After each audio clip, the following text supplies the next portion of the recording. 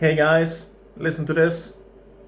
$1 million, if you put it in the S&P 500 35 years ago and forgot about it, is worth $26 million today without you doing anything.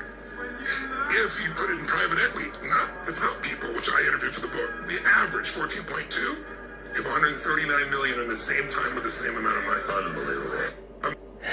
There's a problem with that. Now, I don't want to speak bad about Tony Robbins or Glenn Beck. I love those guys. But there was like two keywords or two key things there. Start with $1 million, everything going right, and spending like 3.5 decades. When it comes to those index funds type of investments, where you earn like 4 to 16% ROI per year, my big problem with those is that it sounds amazing, and if you get over like 3, 4, 5 decades, it gets really impressive if everything goes right.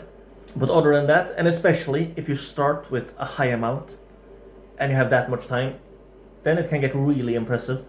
So I'm not bashing the whole concept, but when it comes to the concept of investing a little tiny bit of your income into an index fund that yields like around 10% per year, and then spending the next 3, 4, 5 decades of doing that in order to a millionaire, that kind of plan, it seems to work very, very rarely.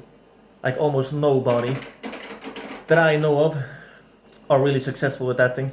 And in order to get to the point where you have invested from your income into an index fund or private equity or whatever, those types of compound interest things, like 4 to 16% yearly ROI. For that plan to work, it takes a lot of time before you get to the point where you will have even a full-time income from it. And spending 3, 4, 5 decades on something, what if it doesn't work out? Are you going to spend 5 more decades? And Tony Robbins himself, I love Tony Robbins. Was that how he made his money? Was it through index fund investing? No, it wasn't. So yeah, it looks like the people that tend to make the real big money on those compound interest index fund investment deals is the people that are writing books and courses and stuff about how amazing it supposedly is, and the bankers and the stockbrokers that are earning money on fees from people that are investing in it.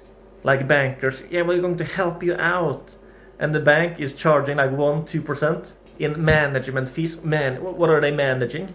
They put your money in an index fund and then demand to keep like 1-2% of it, as almost like a scam. Those people make a bunch of money, but the average employees falling into that whole thing as their master plan of escaping the 9 to 5 rat race, those success stories, I can't even remember. I almost never heard of anyone. Again, I'm not saying it doesn't work, especially if you have a big sum to start with, like $1 million, and you can wait several decades. Yeah. But if you're only investing a small sum of your salary as an employee, and you're going to compound interest that up until a huge enough sum to the point where you have a full-time income, that might end with a depressing result.